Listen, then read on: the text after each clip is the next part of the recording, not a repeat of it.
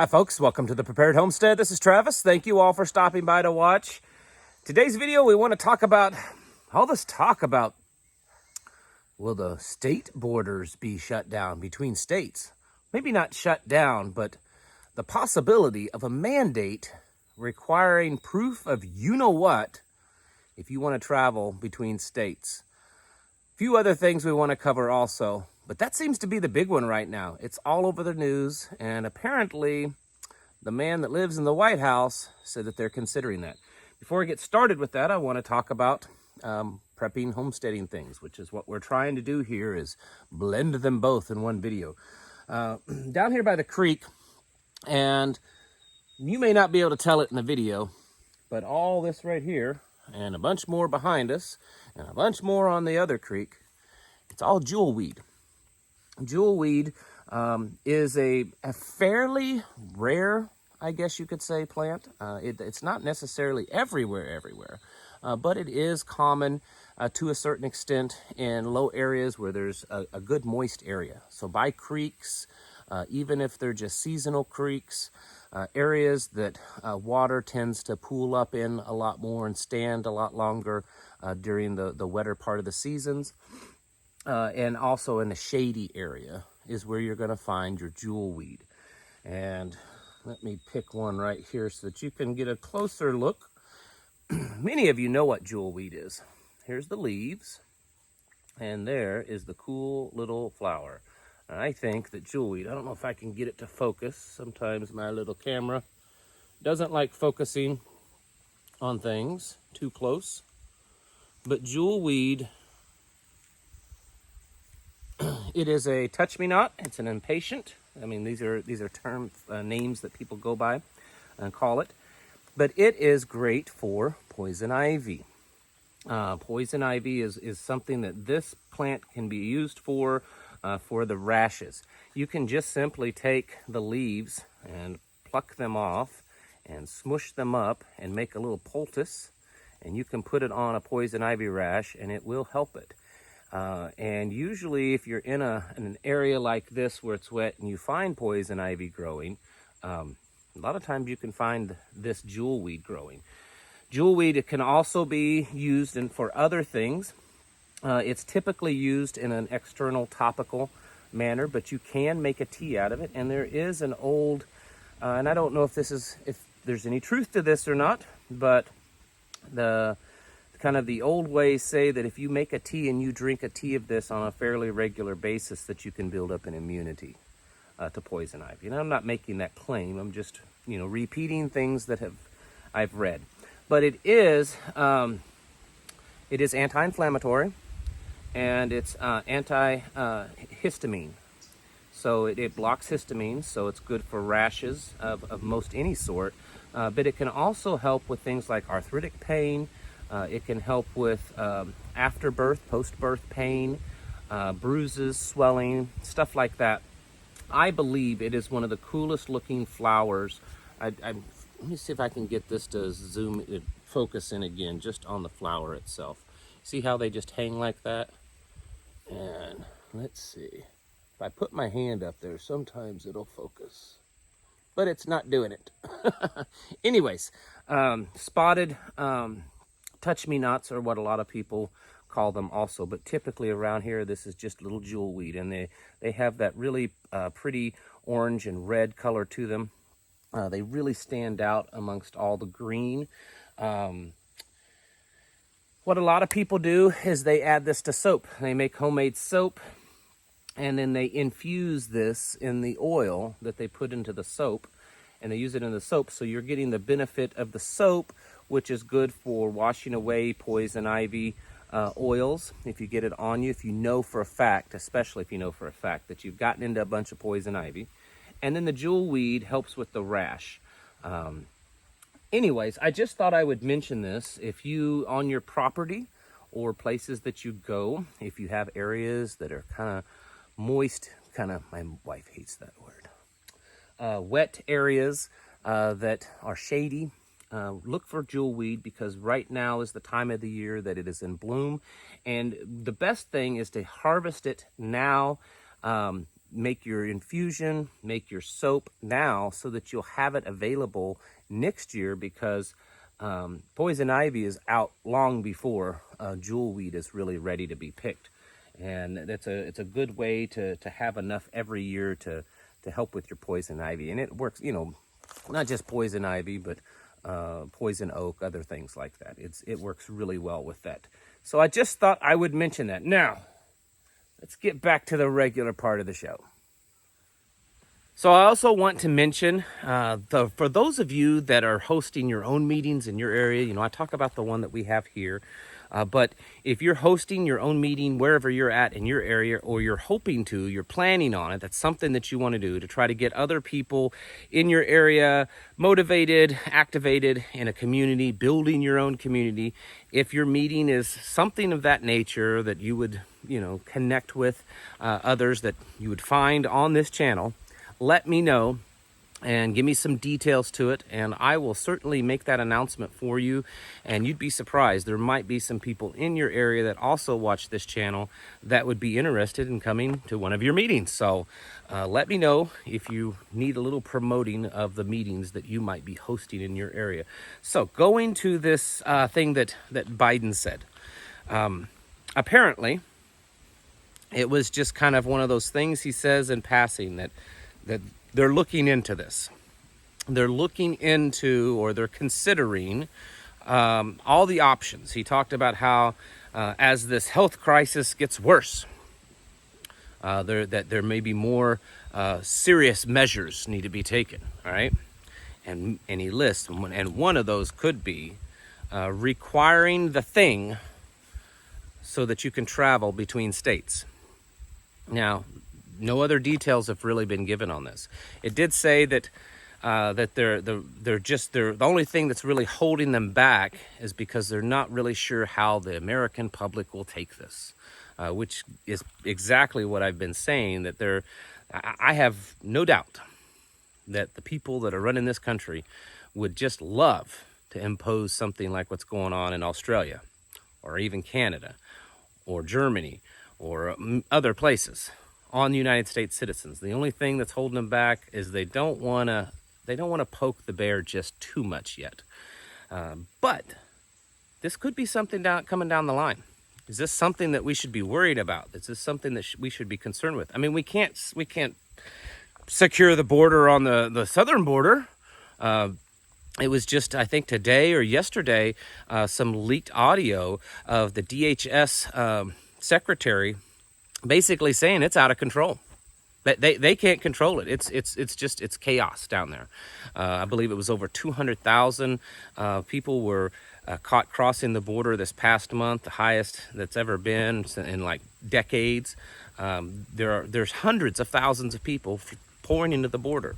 I've spoken with people kind of directly that's been down there or that live down there. These small little towns are just being overrun. They're being inundated with people that very possibly could be carrying the disease, and they're very possibly bringing other diseases, and they're maybe bringing crime. There's a lot of problems there, folks, but we're not doing anything about it.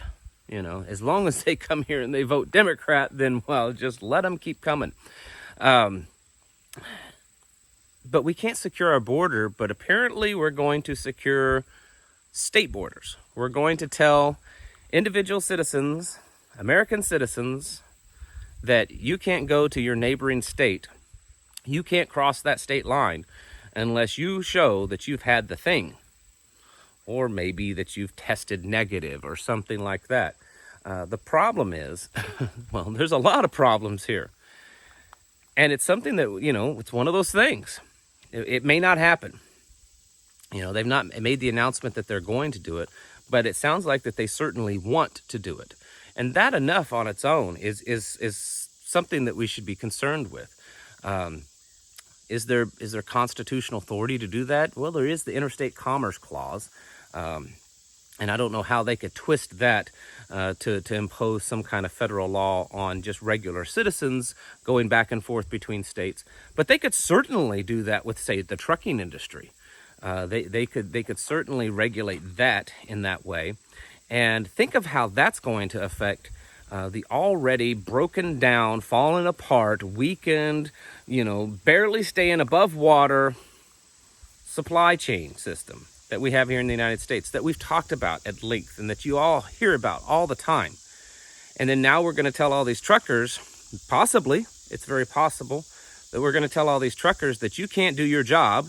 You can't go from, X, Y, and Z state to this state without getting the thing. Some of them will fall in line, but a lot of these truckers will not. I know because I hear from a lot of my viewers on here are truckers, and I hear from you a lot. And I know a lot of them would say, ain't gonna happen. I'll hang up my coat and hat and go find something else to do because I'm not doing it. How is that going to affect the supply chain? It's kind of in the same way what we're hearing about going on in hospitals, that, these hospitals are so overrun. They're just being slammed and inundated with all these sick people. And the staff is just barely able to keep up. And they're so drained and so overworked and so understaffed. But if you don't get the thing, you're fired and we'll just have less staff. Does that make any sense? No, it doesn't. And that's kind of what's going to happen if they do impose this restriction or this regulation or this mandate that you have to have the thing to travel between state to state. It also is another way of them controlling the movement of people. I know a lot of people don't think about this and they don't talk about this, but in past histories where governments either started out or eventually became very totalitarian and just destroying everyone's freedom, one of the things that they did, among many, one of the things is to restrict the movement of the people. They didn't want people moving all over the place. They don't want people scattering. They don't want it to be where, they're working on this area of the country and so everyone moves to the good area. Now they're more concentrated. They're more, kind of like what's happening here in Missouri and other conservative states where conservatives are leaving, places like New York and California and Chicago, Illinois and places like that to flee to places like Texas and Florida and Missouri, and some other southern states that are more conservative. They don't want that. They don't want you doing that because then it increases, the odds that it's going to be more difficult for them to control that area. So if all the conservatives move to one or two or three states, or people that are against this, it's going to put things in out of balance. And so if you look again at the history of how dictators and rulers kind of take over, again, one of the things that they do is they restrict the people's movement. They don't like that at all. And here is one more way that they're doing that. As we've said before, what we've seen in these other countries like Australia, like Germany, like United Kingdom and Canada and Israel, it's almost like those countries were being beta tested. These are people that they probably figured, well, these would be good submissive people. We'll get them to fall in line, and if it works, then it should work elsewhere. And other countries like ours, we're seeing it happen a little bit more incrementally. And I do believe that is the point, because it doesn't make sense any other reason why to do this. Where's the evidence? Where's the evidence? Where's the scientific data that this thing is getting so out of hand just because people are moving around from state to state? We don't see any mass restrictions when a liberal mayor of Chicago wants to have a humongous 300,000+ people event with no, face diapers on it. That's okay. Or if the former president wants to have a humongous birthday party with people that don't have face diapers on, that's okay too. But if you're going to your job that just may happen to be across a state line, or you're going to go see grandma or your friend, or you're going on a vacation, or if maybe you just live on a border city. I mean, there's a lot of places that they live on the border of a state, and they may live on one side of the state line and they do business on the other side of the state line. This is common. It's been that way for a long, long time here in the United States. And if something like this put a stop to that or made things very, very difficult, the amount of chaos that could happen, the amount of disruption to our supply chain, to just everything, people not being able to go to work, they're putting been put into a corner to make a choice. And a lot of people are going to choose no. So keep an eye on this one. This one is pretty serious. We're seeing obviously more and more mandates being put on certain cities and certain states.